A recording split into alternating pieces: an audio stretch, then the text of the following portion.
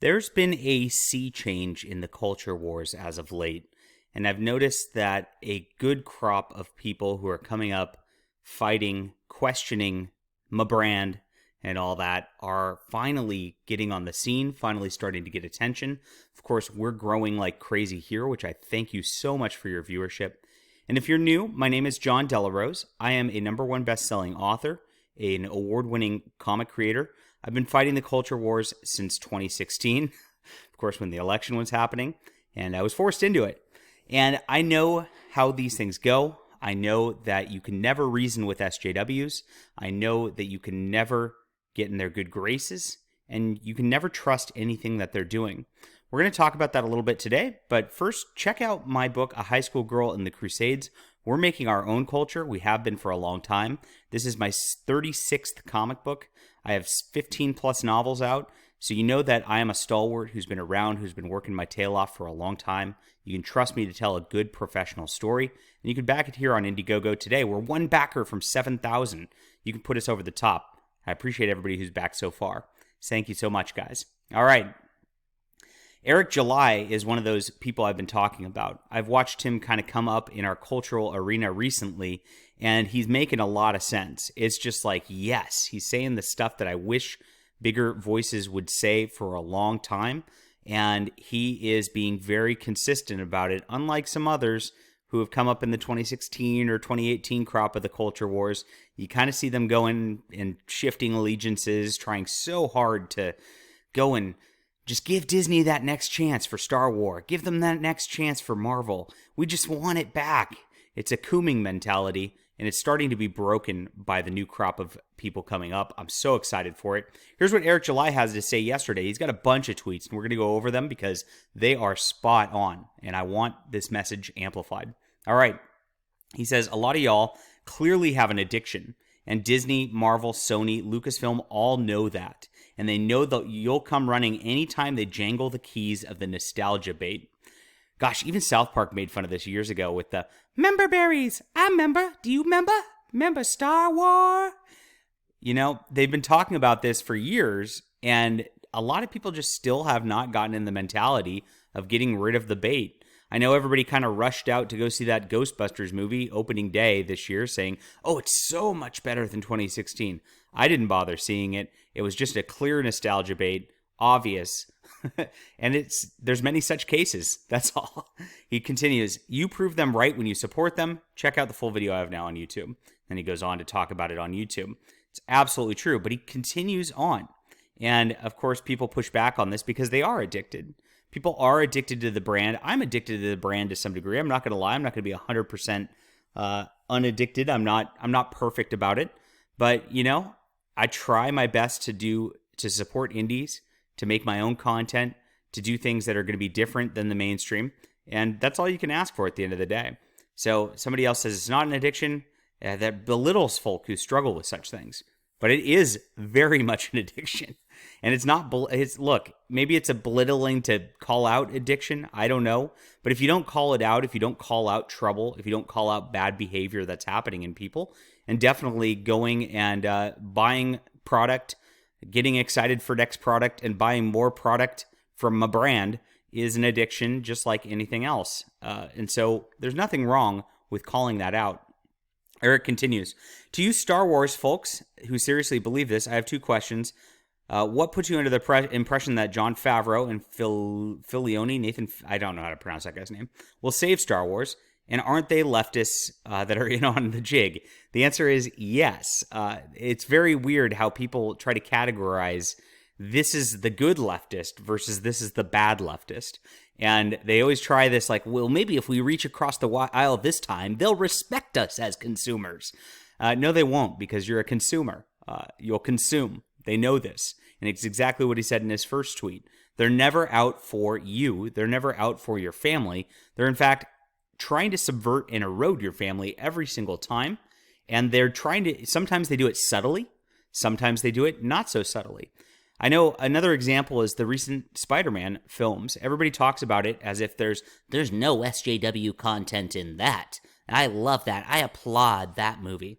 They've straight up replaced Mary Jane with like this mixed race blackish lady whatever What are you talking about? They got rid of the redhead, just like they do every single time. It's all about white hatred in Hollywood, and it's about a self-guilt that they have, but that's a different story.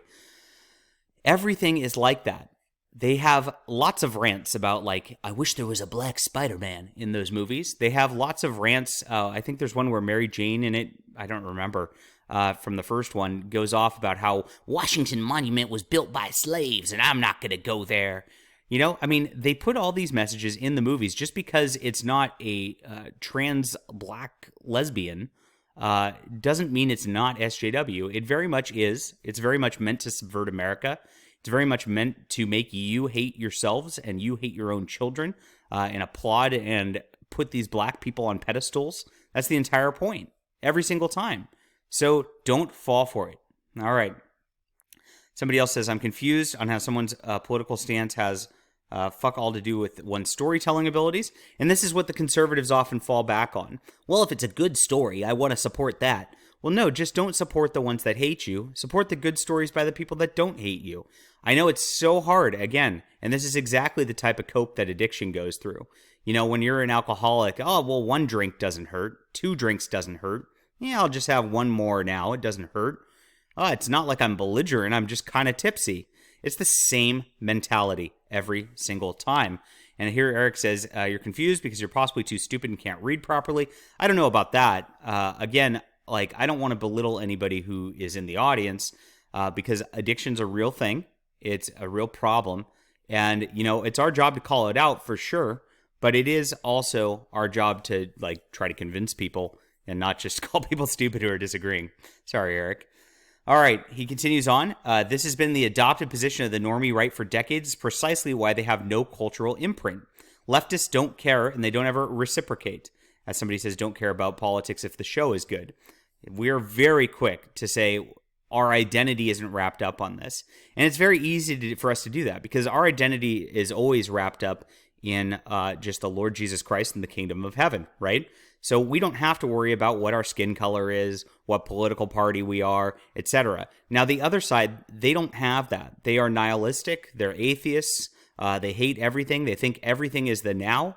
And so their only identity is their skin color, who they bang, what TV show they watch, what they're a fandom of. That is their religion at the end of the day. And so you're fighting against a religion by saying, yeah, I don't mind if I hang out with your religion a little bit. It's fine. Because to you, you know it's not a real religion. You know it's just like a TV show or something like that. They don't have that on the other side. And that's exactly why they can't have a normal discussion about it and why they're always going to try to erode you on it. It's very sad to watch.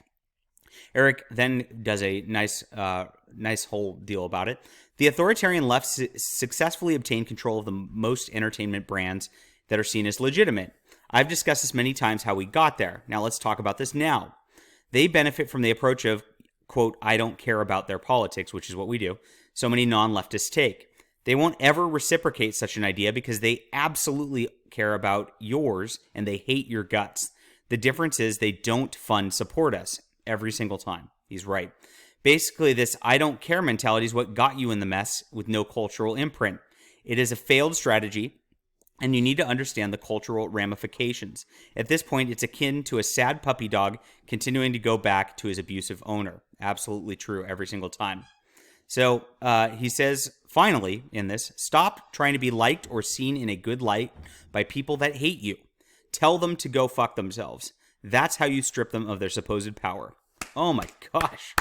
I'm loving this. This made me so happy to read. I'm loving that somebody with an actual big platform like Eric July is finally saying something like this. You usually see people who get that big, like the Quartering or whatnot. They're always ticket takers who go, oh, I want to reach across the aisle to the other side so I can get my reach bigger. And they just get, they're hoping for a reach around from them, which they never end up getting. But it's exactly this mentality which needs to be brought into our culture war. This is the exact mentality we should have. We should be promoting each other. We should be promoting people like Eric July who are really going out and on a limb and doing something about it. I absolutely love this and I applaud it. So that's it. I've been saying this message for years. And we're now in 2022. Everything's finally starting to grow. There has been a sea change. You're not alone any longer. We have a wonderful group, wonderful momentum, and let's continue that on in 2022. Talk about the books that indie authors write. Talk about the comics that indie authors write. Let's try to kill my brand. All right, everybody. What do you think about this? Leave a comment down below, and we'll be back soon. Oh, don't forget to hit the like and subscribe if you're new. See you.